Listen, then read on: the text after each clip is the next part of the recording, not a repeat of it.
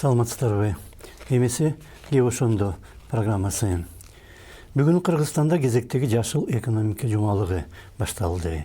Бишкекте Кабар агенттигинде экономика министрлигинин өкүлдөрү маалымат берди. Андан соң Паркател менен Хаятта илимий туризм жана климаттын өзгөрүп жаткан шартындагы туризм тууралуу семинарлар өттү. Башка да иш-чаралар болду.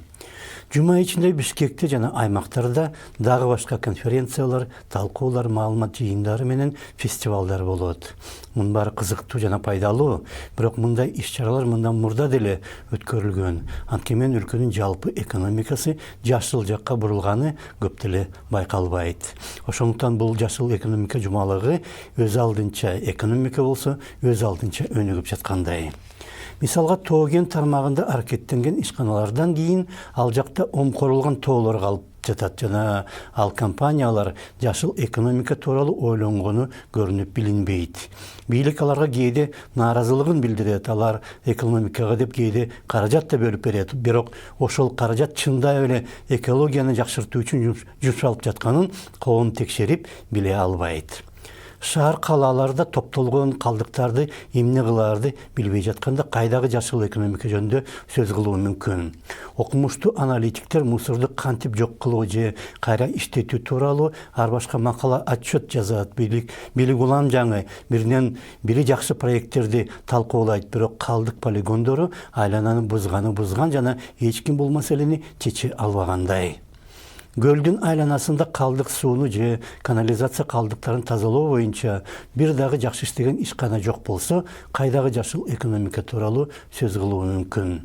Жалал Абадтагы жаңгак токойлору кыйылып жатат. Эксперттер тоо этектерине же мөмөлүү бак тигип же ылдам өскөн мөмөлүү эмес бак өстүрсө, алар экономикалык салым кошот эле дейт. Бирок ал эксперттерди ким угуп жатат?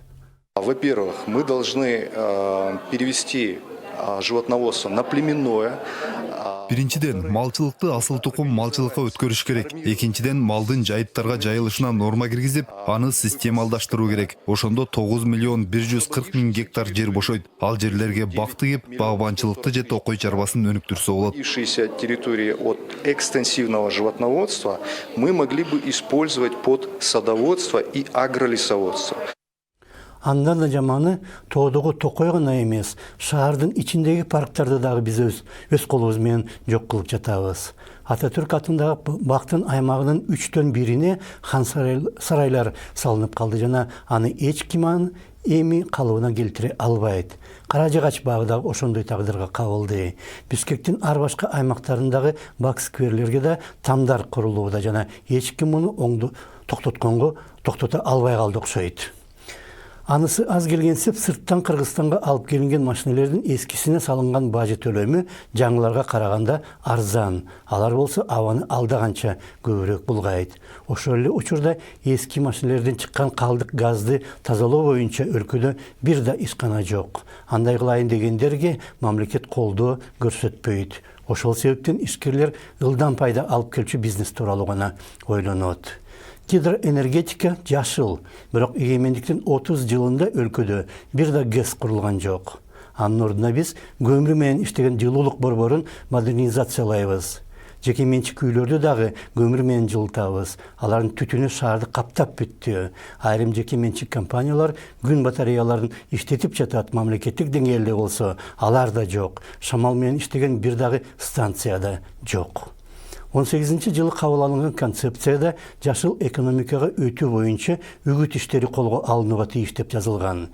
Бирок бир жылда бир жумалык уюштуруп койгондон башка үгүттө деле көзгө көрүнбөйт. Үйлөр, мончолор, башка ишканалар көмүр гана эмес, ар башка калдыктарды да жагып, абаны ого бетер булгап жатат жана аларды көзөмөлгө алып жазалай турган эч ким жок. Жашыл дегенден биз долларды гана тааныйбыз. Ошондо саламатта калыңыздар.